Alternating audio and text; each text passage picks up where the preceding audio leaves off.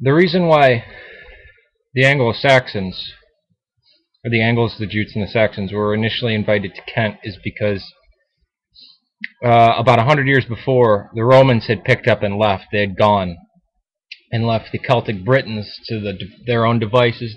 The Britons had become Romanized, but they were Celts.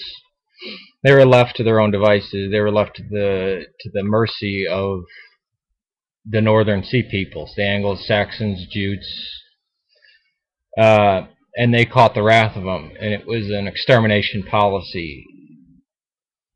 Those who I know, the English like to think that they're Roman because all the movies, the Romans have English accents. There's a lot of Roman ruins. They're not Celtic. They're not from the Italian peninsula in any way. They're not Roman. They're Anglo-Saxon.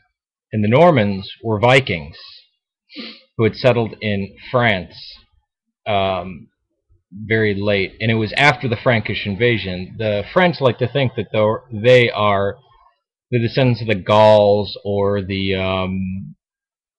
any Celtic tribe there. Vercingetorix is not their ancestor. The Franks did the same thing to Gaul that they did, that their cousins, the Anglo-Saxons, did to southern Britain. They wiped out they pushed out the people. The Francia are Germans. They're not Celtic, they're not Roman, they're not Latin.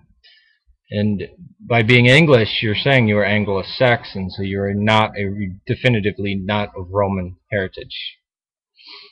The English tried to forget their past, and the Normans are not the French. The Normans were a band of Vikings that the Franks had paid off to stop pillaging.